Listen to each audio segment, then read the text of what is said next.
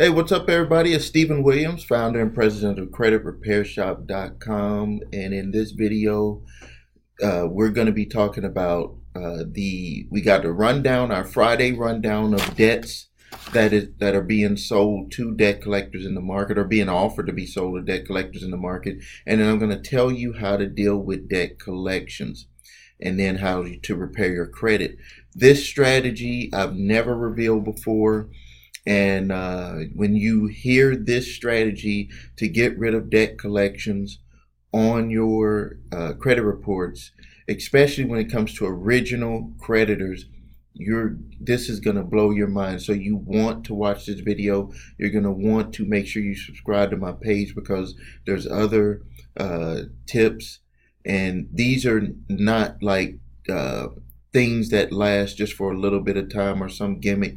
These are the exact things that I've been using to repair my clients' credit, going on now 16 years. Now, let's first start with the debt collections that are being released into the market. We got HSBC, Wells Fargo, K's Jewelry, Credit One. These are debts that are more than likely the department store type cards, jewelry cards, low income, or not low income, but just low balance or low maximum limit type cards. And well, I won't say higher limit. These are average $4,600 balances with these cards. Charge off dates was from 2009 all the way to 2015. The total amount is a little over $1 million. So this is one that was just released this week. Another one, CashNet,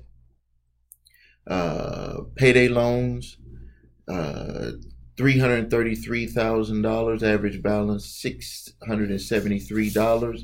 Then some more retail credit cards. This is a biggie. Average balance is $1,600. $4,630,000 with these are again department store cards. And then here's another mix of department store cards. $500,000, average balance $550. What, those are some small cards. And then another mixed credit card group, $1,221,000. Another mixed credit card group, $1,773,000, $1,073,000, and another big, huge group of credit cards, $16,700,000, $16,700,000. Charge off dates on that last one was 2007, so 100% of that batch is past statute of limitations. So if someone was to receive anything from them, it would be easy. You would just say that this is past statute of limitations. You get your credit reports and you see that it's past statute of limitations, and you don't even fight the debt. You just stand on the ground that it's past statute of limitations. They're selling this whole package, which I'm going to go into more detail later. So let me save that for right after I tell you this strategy that you could use to get these types of collections off of your credit reports. Because in this batch here that I have, these were already purchased from these credit card companies and these payday loan companies. These loans or credit cards were already purchased. So the companies have charged them off and they've sold them to another party. So now, let me turn my other computer down here. So now, listen to me closely. Listen to me closely, because if you don't, you're going to lose the strategy, and you're going to miss an incredible opportunity to get rid of debt from original creditors on your credit reports. No one knows these. I'm revealing this strategy right here on YouTube.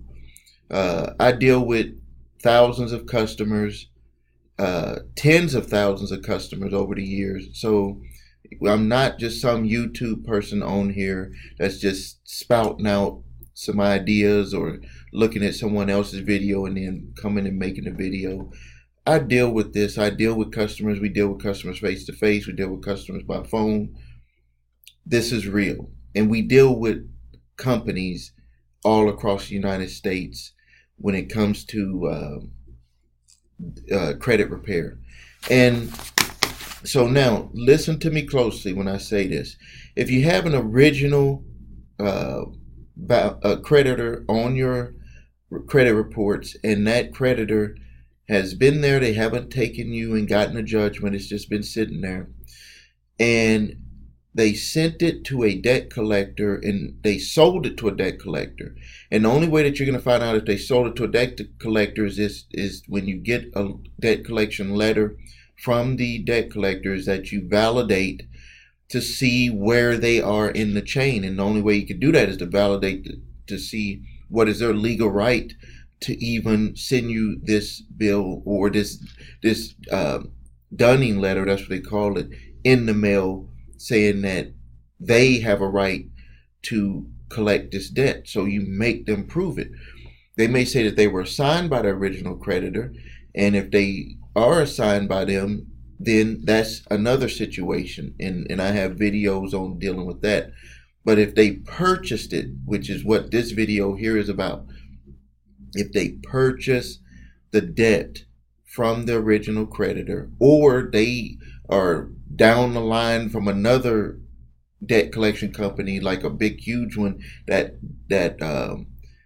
buys those debts and then they assign it out to various debt collectors in different areas, they have to show you that chain. And then once they do that, this is what's so great about what I'm about to tell you with dealing with debt collectors, is that when they show you that chain that they've purchased it from the original creditor, you actually have proof to show that that debt is now considered paid in full. Now, if you've ever paid a debt collection from if you ever paid an original creditor where you owed them, let's just say $5,000, and you paid them $1,000 to settle it, it's going to say on your reports, unless you negotiate it up front, it's going to usually say on your reports, satisfied, paid for less than owed, or some type of statement like that. But it just gets the point across that you settled the debt for less than what the original balance was. This same information is also able to be used, but on the reverse side, if a debt collector buys the debt and then they come after you for it, and then they prove to you that they own the debt now, they've just given you proof to go to each credit reporting agency and show that that debt at minimum on your report should say that it was paid for less than owed, because they have just admitted that they bought the debt and that they own the debt, that they're the new owner of the debt. Now, in the process of them thinking about so much about proving that they are the legal owner of the debt now, so they can collect on the debt, they actually show their hand. They have to show their hand to show how much they actually purchased the debt for, which is something that they don't really want to do. And some of the debt collection attorneys, what they'll do is they'll send you the information and they'll try to black out a lot of stuff, but you have a right to find out if they legally own it, and then you will know from the batches that they purchased from. You can usually put together, even if they blacken it out, about what they paid for the debt, because like I just said here, they don't just sell one account at a time. They make them buy batches, and in this batch, for this specific collection, this group of collections, they're selling, I wrote on my notes here, so they're selling, this group here was close to a little over $5 million. They're selling this group of bad debt. They want to sell the whole package, and it's five. No, I'm sorry, $6 million. And when you average it out for what they want to sell this whole package for, so it was 1,773,333,000, 4.6 million, and 500,000. All of this debt for what they were selling it for was going to equal less than 1 penny for each account. Less than 1 penny. I was writing on my notes here. Less than 1 penny for each account. And for this other group, they're selling the entire package. It was 16.7 million plus 1 million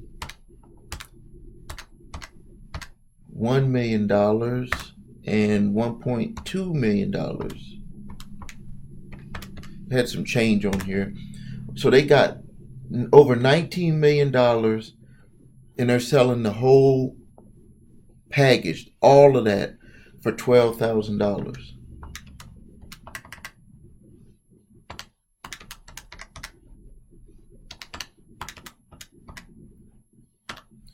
So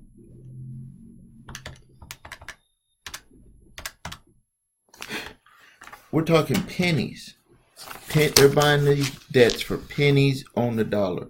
Pennies on the dollar. So before you pay any debt collection, you need to run through, number one, you need to validate if it's past statute of limitations, because if it's past statute of limitations, both the original creditor and the debt collector must get that information off of your credit reports. The only way that you're going to find out is to get the origination date.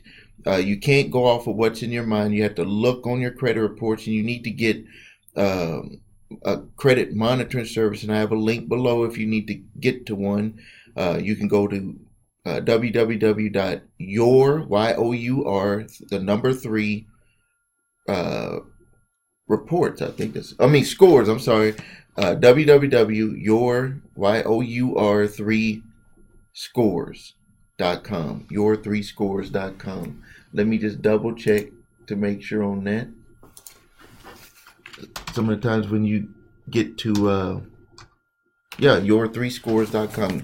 So you just go to your3scores, number 3scores.com, and you can get your reports, because what you're going to need, you need to be able to see the origination date of that debt, the origination date, and then you need to look at the statute of limitations for your state. And if you go to my to my blog on my website, thecreditrepairshop.com, go to my blog, type in a search statute of limitations, and it'll have state by state statute of limitations, so you can see for contract law what is the statute of limitations. And then if it's past statute of limitations, there's no need to go into anything about fighting the debt on doing a validation. You just need to stick to talking to them or letting them know that it's past statute of limitations, and they need to cease and desist all collection activity for that particular debt. That's all you have to do if it's past statute of limitations. Now,